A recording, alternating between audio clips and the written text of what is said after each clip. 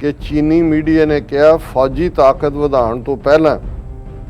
ਭਾਰਤ ਨੂੰ ਕਿਸਾਨਾਂ ਬਾਰੇ ਸੋਚਣਾ ਚਾਹੀਦਾ ਹੈ। ਹੁਣ ਗਲੋਬਲ ਟਾਈਮਜ਼ ਨੇ ਉਹਦੇ ਜਿਹੜੇ ਅਖਬਾਰ ਨੇ ਐਕਸਪਰਟਸ ਨੂੰ ਕੋਟ ਕਰਦਿਆਂ ਕਿਹਾ ਕਿ ਭਾਰਤ ਨੂੰ ਪਹਿਲਾਂ ਆਪਣੇ ਕਿਸਾਨਾਂ ਨਾਲ ਬਰਾਬਰੀ ਦਾ ਸਲੂਕ ਕਰਨ ਬਾਰੇ ਧਿਆਨ ਦੇਣਾ ਚਾਹੀਦਾ ਹੈ ਔਰ ਇਸੇ ਤਰ੍ਹਾਂ ਭਾਰਤ ਨੂੰ ਆਪਣੀ ਫੌਜੀ ਤਾਕਤ ਵਧਾਉਣ ਲਈ ਜਿਹੜਾ ਉਹ ਮਨੀ ਲਾਉਣ ਦੀ ਥਾਂ ਦੇ ਉੱਤੇ ਪਹਿਲਾਂ ਆਪਣੇ ਕਿਸਾਨਾਂ ਦੇ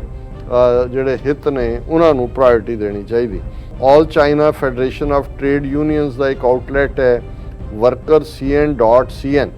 ਕਿ ਭਾਰਤ ਦੇ ਵਿੱਚ ਖੇਤੀਬਾੜੀ ਜਾਂ ਉਹਦੇ ਨਾਲ ਸੰਬੰਧਿਤ ਜਿਹੜੀ ਇੰਡਸਟਰੀ ਹੈ ਉਹਨਾਂ ਦੀਆਂ ਜਿਹੜੀਆਂ ਸਮੱਸਿਆਵਾਂ ਨੇ ਉਹਨਾਂ ਦੀਆਂ ਮੁਸ਼ਕਲਾਂ ਨੇ ਉਹ ਜਿਉਂ ਦੀਆਂ ਤਿਉਂ ਨੇ ਤੇ ਉਹਨਾਂ ਦਾ ਹੱਲ ਕੀਤਾ ਜਾਣਾ ਚਾਹੀਦਾ। ਭਾਵੇਂ ਉਹਨਾਂ ਨੇ ਮੋਦੀ ਨੇ ਖੇਤੀ ਕਾਨੂੰਨਾਂ ਨੂੰ ਵਾਪਸ ਲੈਣ ਦਾ ਐਲਾਨ ਕਰ ਦਿੱਤਾ ਹੋਏ ਪਰ ਅਜੇ ਕਿਸਾਨ ਗਏ ਨਹੀਂ ਨੇ,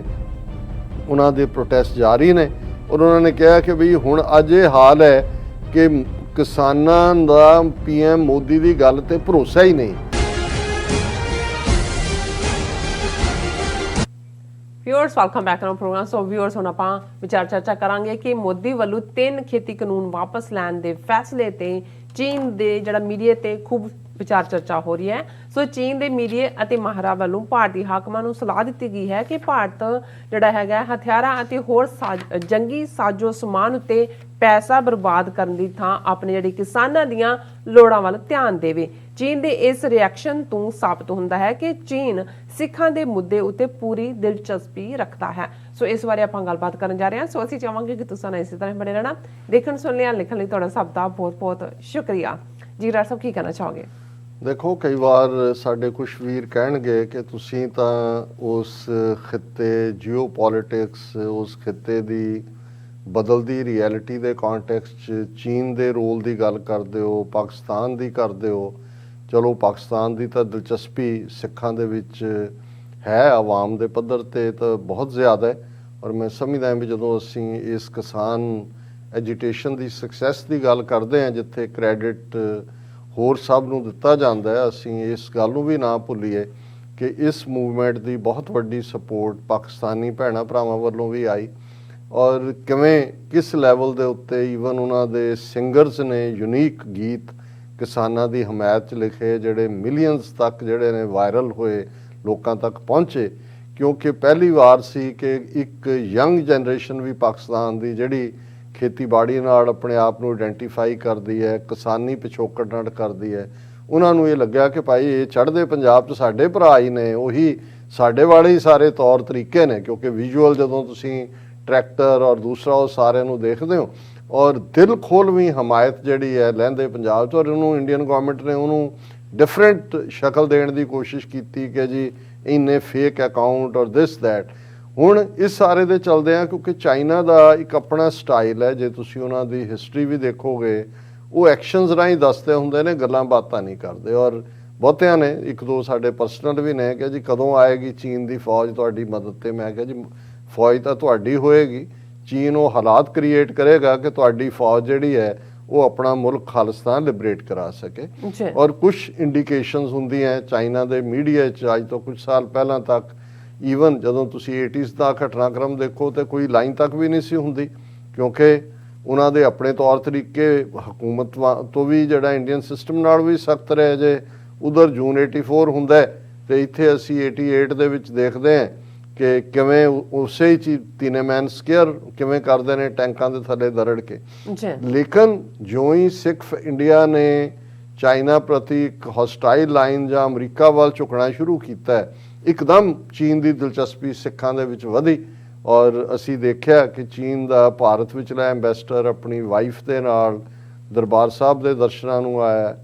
ਵਾਹਗਾ ਬਾਰਡਰ ਤੱਕ ਜਾ ਕੇ ਔਰ ਜਿਉਂ ਹੀ ਕਰਤਾਰਪੁਰ ਕੋਰੀਡੋਰ ਖੁੱਲ੍ਹਦਾ ਹੈ ਚੀਨ ਦੀ ਫੋਰਨ ਮਿਨਿਸਟਰੀ ਵੱਲੋਂ ਵੀ ਵੈਲਕਮਿੰਗ ਪਾਰਟ ਦਿੱਤਾ ਗਿਆ। ਸੋ ਇੰਡੀਕੇਸ਼ਨਸ ਹੀ ਹੁੰਦੀਆਂ। ਗਲਵਾਨ ਵੈਲੀ ਦਾ ਜਦੋਂ ਕ੍ਰਾਈਸਿਸ ਹੋਇਆ ਇੰਡੀਅਨ ਮੀਡੀਆ ਨੇ ਵੀ ਰਿਪੋਰਟ ਕੀਤਾ ਜਾਂ ਦੂਜਾ ਕਿ ਚੀਨ ਵਾਲੇ ਪਾਸਿਓਂ ਜਿਹੜਾ ਉਹ ਪਿੰਡਾਂ ਵਾਲਿਆਂ ਦੀਆਂ ਕੈਸਟਸ ਵੱਜ ਰਹੀਆਂ, ਪੰਜਾਬੀ ਗੀਤ ਵੱਜ ਰਹੇ ਨੇ ਔਰ ਉਹ ਸਿੱਖਾਂ ਨੂੰ ਮੈਸੇਜ ਦੇ ਰਹੇ ਸੀ ਕਿ ਭਾਈ ਅਸੀਂ ਜਿਹੜਾ ਇਸ ਤੁਹਾਡੇ ਨਾਲ ਖਲੋਤੇ। ਹੁਣ ਇਸ ਸਾਰੇ ਦੌਰ ਦੇ ਵਿੱਚ ਜੇ ਅਸੀਂ ਫਾਰਮਰ ਐਜੀਟੇਸ਼ਨ ਦੇ ਦੌਰਾਨ ਦੇਖੀਏ ਬੇਸ਼ੱਕ ਕਿਉਂਕਿ ਉਹਨਾਂ ਦੀ ਇੱਕ ਆਪਣੀ ਪਾਲਿਸੀ ਤਾਂ ਹੈ ਕਿ ਉਹ ਸਿੱਧੇ ਤੌਰ ਤੇ ਇੰਟਰਫੀਅਰ ਨਹੀਂ ਕਰਦੇ ਕਿਸੇ ਦੇ ਅੰਦਰੂਨੀ ਮਾਮਲਿਆਂ 'ਚ, ਔਰ ਹਿਊਮਨ ਰਾਈਟਸ ਦਾ ਮੁੱਦਾ ਤਾਂ ਉਹ ਉਹਨਾਂ ਦਾ ਕੋਈ ਸਟਰੋਂਗ ਪਲੈਂਕ ਨਹੀਂ ਹੈ, ਉਹ ਤਾਂ ਆਪ ਵੀ ਜਿਹੜਾ ਹੈ ਉਹ ਸਖਤੀ ਦਾ ਇਸਤੇਮਾਲ ਕਰਦੇ ਨੇ। ਅੱਛਾ। ਲੇਕਿਨ ਜਿਉਂ ਹੀ ਮੋਦੀ ਨੇ ਇਹ 19 ਨਵੰਬਰ ਨੂੰ ਨੇਸ਼ਨ ਨੂੰ ਐਡਰੈਸ ਕਰਦਿਆਂ ਖੇਤੀ ਕਾਨੂੰਨ ਵਾਪਸ ਲੈਣ ਦਾ ਐਲਾਨ ਕੀਤਾ, ਚੀਨ ਦਾ ਮੀਡੀਆ ਹੁਣ ਇਹਨਾਂ ਦਿਨਾਂ ਦੇ ਵਿੱਚ ਜਿਹੜਾ ਅੱਜ ਬੇਸ਼ੱਕ 4 ਦਿਨ ਬਾਅਦ ਅਸੀਂ ਗੱਲ ਕਰ ਰਹੇ ਹਾਂ, 5 ਦਿਨ ਬਾਅਦ, ਲੇਕਿਨ ਸਾਰੇ ਪਾਸੇ ਖੇਤੀ ਕਾਨੂੰਨਾਂ ਦੀ ਚਰਚਾ, ਔਰ ਇਸ ਹੱਦ ਤੱਕ ਹੋਇਆ ਕਿ ਈਵਨ BBC ਨੇ ਆਪਣੀ ਇੱਕ ਮੋਨੀਟਰਿੰਗ ਟੀਮ ਬਣਾਈ ਕਿ ਵੀ ਇਹ ਦੇਖੋ ਚੀਨੀ ਮੀਡੀਆ ਜਾਂ ਦੂਜੇ ਉਹਦੇ 'ਚ ਇਹ ਸਾਰਾ ਕੀ ਚੱਲ ਰਿਹਾ, ਔਰ ਉਹਨਾਂ ਨੇ ਜਿਹੜਾ ਉਹਦੀ ਹੈਡਲਾਈਨ ਜਿਹੜੀ BBC ਨੇ ਵੀ ਸਟੋਰੀ ਦਿੱਤੀ, ਉਹਨਾਂ ਨੇ ਇਹੀ ਕਿਹਾ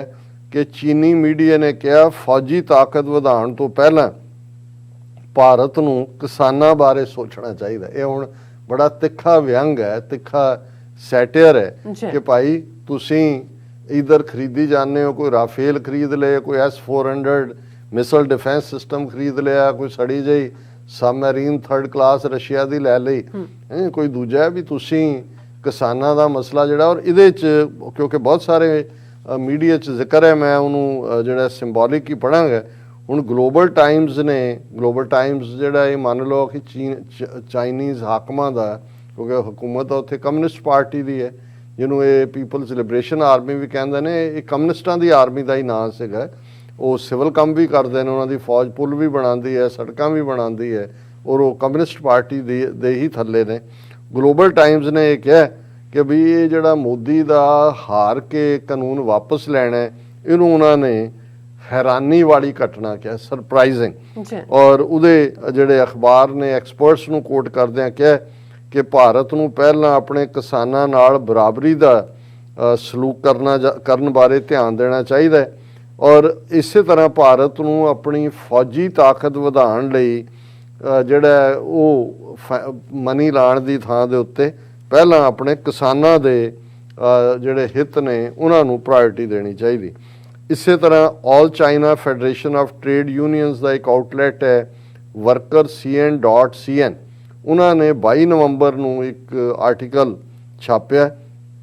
ਉਹਦੇ 'ਚ ਉਹਨਾਂ ਨੇ ਕਿਹਾ ਵੀ ਜੀ ਇੰਟਰਨੈਸ਼ਨਲ ਕਮਿਊਨਿਟੀ ਦੇ ਮਨ 'ਚ ਪਹਿਲਾ ਵੱਡਾ ਸਵਾਲ ਇਹੀ ਆਇਆ ਕਿ ਵੀ ਇਹ ਮੋਦੀ ਨੇ ਅਚਾਨਕ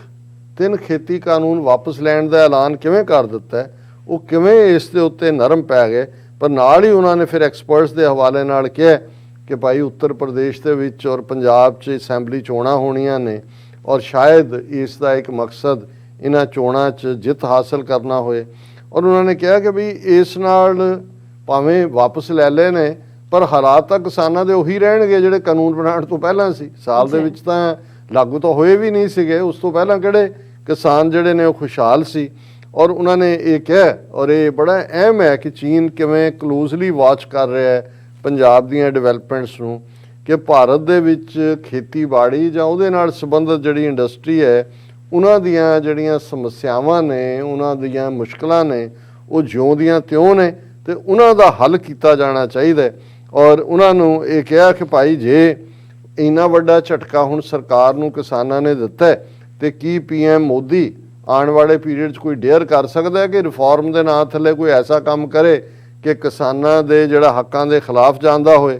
ਇਸੇ ਤਰ੍ਹਾਂ ਇੱਕ ਨਿਊਜ਼ ਐਂਡ ਕਮੈਂਟਰੀ ਵੈਬਸਾਈਟ ਗੁਆਂਚਾ ਚੀਨ ਦੀ ਪ੍ਰੋਮੀਨੈਂਟ, ਉਹਨਾਂ ਨੇ ਇੱਕ ਲੇਖ ਛਾਪਿਆ। ਉਹਨਾਂ ਨੇ ਬ੍ਰਿਟੇਨ ਦੀ ਅਖਬਾਰ ਦਾ ਗਾਰਡੀਅਨ 'ਚ 19 ਨਵੰਬਰ ਨੂੰ ਜਿਹੜੀ ਛਪੀ ਰਿਪੋਰਟ ਹੈ ਉਹਦਾ ਹਵਾਲਾ ਦਿੰਦਿਆਂ ਕਿਹਾ ਕਿ ਜਿਵੇਂ ਹੀ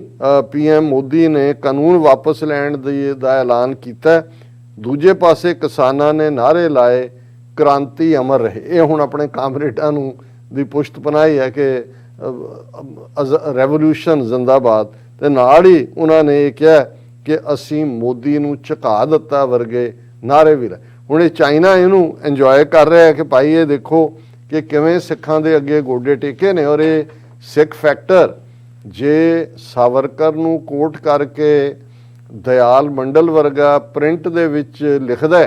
ਕਿ ਭਾਈ ਇਹ ਜਿਹੜਾ ਸਿੱਖ ਫੈਕਟਰ ਨੇ ਹੀ ਅਲਟੀਮੇਟਲੀ ਇਹਨਾਂ ਨੂੰ ਝੁਕਾਇਆ, ਤੇ ਚੀਨ ਦੇ ਉੱਤੇ ਇਹ ਗੱਲ ਲੋਸਟ ਨਹੀਂ ਹੈ ਕਿ ਭਈ ਉਹ ਮੋਦੀ ਜਿਹਦੀ ਧੌਣ 'ਚ ਸਰੀਆ ਫਸਿਆ ਹੋਇਆ ਸੀ ਉਹ ਕਿਵੇਂ ਝੁਕਿਆ, ਕਿਹੜੀ ਕੌਮ ਨੇ ਝੁਕਾਇਆ। ਔਰ ਉਹਦੇ 'ਚ ਇਸੇ ਆਰਟੀਕਲ 'ਚ ਉਹਨਾਂ ਨੇ ਕਿਹਾ ਕਿ ਭਾਵੇਂ ਉਹਨਾਂ ਨੇ ਮੋਦੀ ਨੇ ਖੇਤੀ ਕਾਨੂੰਨਾਂ ਨੂੰ ਵਾਪਸ ਲੈਣ ਦਾ ਐਲਾਨ ਕਰ ਦਿੱਤਾ ਹੋਏ, ਪਰ ਅਜੇ ਕਿਸਾਨ ਗਏ ਨਹੀਂ ਨੇ,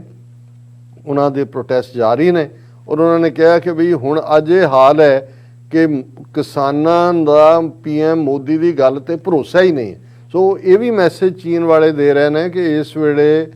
ਲੋਕਾਂ ਦੇ ਵਿੱਚ ਔਰ ਰੂਲਰਸ ਦੇ ਵਿੱਚ ਇਸ ਹੱਦ ਤੱਕ ਇੱਕ ਵਿੱਥ ਹੈ ਕਿ ਲੋਕ ਜਿਹੜੇ ਨੇ ਆਪਣੇ ਰੂਲਰਸ ਤੇ ਟਰਸਟ ਨਹੀਂ ਕਰਦੇ। ਉਹਨਾਂ ਨੇ ਇਸ ਸਾਰੇ ਦੇ ਨਾਲ ਜਿਹੜਾ ਹੋਰ ਵੀ ਜਿਹੜੀਆਂ ਉਹਨਾਂ ਦੀਆਂ ਪਬਲੀਕੇਸ਼ਨਸ ਦਾ ਜ਼ਿਕਰ ਹੈ, ਇੱਕ ਨੈਸ਼ਨਲ ਡਿਫੈਂਸ ਨਿਊਜ਼ ਦੇ ਹਵਾਲੇ ਨਾਲ ਵੀ ਇਹ ਛਪਿਆ, ਉਹਦੇ 'ਚ ਇੱਕ ਲੇਖ ਕਿ ਉਹਨਾਂ ਨੇ ਕਿਹਾ ਕਿ ਭਾਈ ਇਹ ਜਿਹੜੀ ਹੈ ਭਾਰਤ ਦੇ ਲੋਕ ਖੇਤੀ ਦੇ ਜਿਹੜੇ ਨੇ ਉਹ ਸਰਕਾਰੀ ਗਰੰਟੀ ਮੰਗਦੇ ਨੇ, ਇਸ ਤੇ ਆਦੀ ਹੋ ਚੁੱਕੇ ਨੇ ਔਰ ਉਹਨਾਂ ਨੂੰ ਖੁੱਲੇ ਬਾਜ਼ਾਰ ਦੇ ਕੰਪੀਟੀਸ਼ਨ ਤੋਂ ਡਰ ਲੱਗਦਾ ਹੈ। ਔਰ ਉਹਨਾਂ ਨੇ ਕਿਹਾ ਕਿ ਵੀ ਇਹ ਉਹਨਾਂ ਨੇ ਚੀਨ ਕਿ ਹੁਣ ਖੁਦ ਹੀ ਇਹ ਝੁਕਿਆ, ਪਰ ਇਸ ਤੋਂ ਪਹਿਲਾਂ ਮੋਦੀ ਇਹ ਇਲਜ਼ਾਮ ਲਾਉਂਦਾ ਰਿਹਾ ਜਾਂ ਉਸ ਦੇ ਜਿਹੜੇ ਨੇ ਵਿਕਾਊ ਮੀਡੀਆ ਉਹਨਾਂ ਦੇ ਨਾਲ ਜੁੜਿਆ ਹੋਇਆ ਕਿ ਇਹਨਾਂ ਪ੍ਰੋਟੈਸਟ ਦੇ ਪਿੱਛੇ ਚੀਨ ਔਰ ਪਾਕਿਸਤਾਨ ਦਾ ਹੱਥ ਹੈ। ਇਹ ਚੀਨ ਦਾ ਮੀਡੀਆ ਕਹਿ ਰਿਹਾ, ਨੈਸ਼ਨਲ ਡਿਫੈਂਸ ਨਿਊਜ਼। ਉਹਨਾਂ ਨੇ ਕਿਹਾ ਕਿ ਜਦੋਂ ਵੀ ਭਾਰਤ 'ਚ ਕੁਝ ਬੁਰਾ ਜਾਂ ਗਲਤ ਹੁੰਦਾ ਹੈ ਕਿ ਤਾਂ ਭਾਰਤ ਦੇ ਵਿੱਚ ਇਹੀ ਪ੍ਰਚਾਰਿਆ ਜਾਂਦਾ ਹੈ ਕਿ ਇਸ ਦੇ ਪਿੱਛੇ ਪਾਕਿਸਤਾਨ ਜਾਂ ਚੀਨ ਦਾ ਹੱਥ ਹੈ। ਔਰ ਇਹ ਜਿਹੜਾ ਉਹਨਾਂ ਦਾ ਮੈਂ ਸਮਝਦਾ ਵੀ ਚੀਨ ਦੇ ਮੀਡੀਆ ਨੇ ਇਹ ਇੰਡੀਕੇਸ਼ਨ ਦਿੱਤੀ ਹੈ ਕਿ ਕਿਸ ਹੱਦ ਤੱਕ ਉਹ ਦਿਲਚਸਪੀ ਰੱਖਦੇ ਨੇ। ਹਾਲਾਂਕਿ ਜਦੋਂ ਅਸੀਂ ਗੱਲਬਾਤ ਕਰ ਰਹੇ ਹਾਂ, ਯੂਨੀਅਨ ਕੈਬਨਿਟ ਨੇ, ਮੋਦੀ ਦੀ ਕੈਬਨਿਟ ਨੇ ਆਲਰੇਡੀ ਜਿਹੜਾ ਅਪਰੂਵਲ ਦੇ ਦਿੱਤੀ ਹੈ ਕਿ ਖੇਤੀ ਕਾਨੂੰਨ ਜਿਹੜੇ ਨੇ ਉਹ ਤਿੰਨੋਂ ਹੀ ਵਾਪਸ ਲਏ ਜਾਣ ਔਰ 29 ਨਵੰਬਰ ਨੂੰ ਸੈਸ਼ਨ ਦੇ ਵਿੱਚ ਜਿਹੜਾ ਰਿਪੀਲ ਕਰਨ ਦਾ ਬਿੱਲ ਹੈ ਉਹ ਲਿਆਂਦਾ ਜਾਏਗਾ। ਪਰ ਜਿਵੇਂ ਸਿੱਖਾਂ ਨੂੰ ਪਸਮਾਨ ਦੀ ਲਾਈਨ ਬਰਾਬਰ ਇਹਨਾਂ ਨੇ ਜਾਰੀ ਰੱਖੀ ਹੋਈ ਹੈ, ਹੁਣ ਬੀਜੇਪੀ ਦਾ ਪ੍ਰੈਜ਼ੀਡੈਂਟ ਨੱਡਾ ਜਿਹੜਾ ਉਹ ਕਾਨਪੁਰ ਦੇ ਗੁਰਦੁਆਰਾ ਸਾਹਿਬ 'ਚ ਪਹੁੰਚ ਜਾਂਦਾ ਹੈ ਔਰ ਉਹਦੇ ਨਾਲ ਆਦਿੱਤਿਆਨਾਥ ਯੋਗੀ ਔਰ ਬਾਕੀ ਜਿਹੜੇ ਨੇ ਡਿਪਟੀ ਚੀਫ ਮਿਨਿਸਟਰ ਕੇਸ਼ਵ ਪ੍ਰਸਾਦ ਮੌਰੀਆ ਵੀ ਹੈ। ਔਰ ਇਹ ਏਜੰਸੀ ਦੀ ਖਬਰ ਹੈ, ਪਿਕਚਰ ਵੀ ਹੈ ਜੇ ਸਾਡੀ ਟੈਕਨੀਕਲ ਟੀਮ ਦਿਖਾ ਸਕੇ, ਕਾਨਪੁਰ ਦੇ ਹਵਾਲੇ ਨਾਲ ਹੈ। ਔਰ ਉੱਥੇ ਉਹਨਾਂ ਨੇ ਇਹਨੇ ਬੀਜੇਪੀ ਦੇ ਪ੍ਰੈਜ਼ੀਡੈਂਟ ਮਿਸਟਰ ਨੱਡੇ ਨੇ ਇਹ ਗੱਲ ਕਹੀ ਕਿ ਸਿੱਖ ਭਾਈਚਾਰੇ ਲਈ ਜੋ ਕੰਮ ਪ੍ਰਧਾਨ ਮੰਤਰੀ ਨਰਿੰਦਰ ਮੋਦੀ ਨੇ ਕੀਤਾ ਹੈ ਕੋਈ ਹੋਰ ਲੀਡਰ ਨਹੀਂ ਕਰ ਸਕਿਆ। ਫਿਰ ਉਹਨੇ ਕਿਹਾ ਜੀ ਅਫਗਾਨਿਸਤਾਨ ਤੋਂ ਵੀ ਜਿਹੜੇ ਗੁਰੂ ਗ੍ਰੰਥ ਸਾਹਿਬ ਦੇ ਸਰੂਪ ਭਾਰਤ ਲਿਆਂਦੇ ਗਏ ਉਹਦਾ ਵੀ ਜਿਹੜਾ ਸਿਰ ਹੈ ਉਹ ਮੋਦੀ ਦੇ ਸਿਰ ਵੱਜਦਾ ਹੈ, ਕਿਉਂਕਿ 44 ਅਫਗਾਨ ਸਿੱਖ ਗੁਰੂ ਗ੍ਰੰਥ ਸਾਹਿਬ ਜੀ ਦੇ 3 ਸਰੂਪ ਲੈ ਕੇ ਇੱਕ ਖਾਸ ਉਡਾਨ ਰਾਹੀਂ 24 ਅਗਸਤ ਨੂੰ ਭਾਰਤ ਪਹੁੰਚੇ ਸੀ। ਔਰ ਇਸ ਦੇ ਨਾਲ ਨਾਲ ਉਹਨੇ ਹੋਰ ਵੀ ਇਹ ਕਿਹਾ ਕਿ ਜੀ ਪ੍ਰਧਾਨ ਮੰਤਰੀ ਮੋਦੀ ਨੇ ਤਹੀਆ ਕੀਤਾ ਹੋਇਆ ਕਿ ਜੋ ਵੀ 1984 ਦੇ ਸਿੱਖ ਕਤਲੇਆਮ ਸ਼ਾਮਲ ਲੋਕ ਨੇ ਉਹਨਾਂ ਨੂੰ ਜੇਲ੍ਹ ਭੇਜਿਆ ਜਾਏਗਾ। ਔਰ ਇਸ ਮੌਕੇ ਦੇ ਉੱਤੇ ਯੂਪੀ ਦਾ ਚੀਫ ਮਿਨਿਸਟਰ ਤੇ ਇਹ ਉਹ ਸਾਰੇ ਮੌਜੂਦ ਸੀ ਔਰ ਜ਼ਾਹਰ ਹੈ ਕਿ ਸਿਰੋਪਾ ਉਹਨਾਂ ਦੇ ਗਲਾਂ 'ਚ ਪਾਏ ਹੋਏ ਨੇ। ਹੁਣ ਇਹ ਗੁਰਦੁਆਰਿਆਂ 'ਚ ਜਾ ਕੇ ਦੱਸ ਰਹੇ ਨੇ ਕਿ ਦੇਖੋ ਜੀ ਹਮੇ ਬਖਸ਼ ਦੋ, ਅਗਰ ਖਤਾ ਹੋ ਗਈ, ਜਿਹੜੀ ਸਾਡੀ ਖਤਾ ਹੈ ਉਹ ਸਾਨੂੰ ਬਖਸ਼ ਦਿਓ। ਪਰ ਚੀਨ ਦਾ ਫੈਕਟਰ ਕਾਫੀ ਇੰਟਰਸਟਿੰਗ ਹੈ। ਜੀ ਡਾਕਟਰ ਸਾਹਿਬ ਤੁਹਾਡਾ ਬਹੁਤ ਬਹੁਤ ਸ਼ੁਕਰੀਆ। ਇਸ ਵਕਤ ਲੈਣੇ ਬ੍ਰੇਕ। ਵਿਊਅਰਸ ਤੁਸੀਂ ਕਿਤੇ ਨਹੀਂ ਜਾਣਾ, ਮਿਲਦੇ ਆਫਟਰ ਦਿਸ ਸ਼ਾਰਟ ਬ੍ਰੇਕ।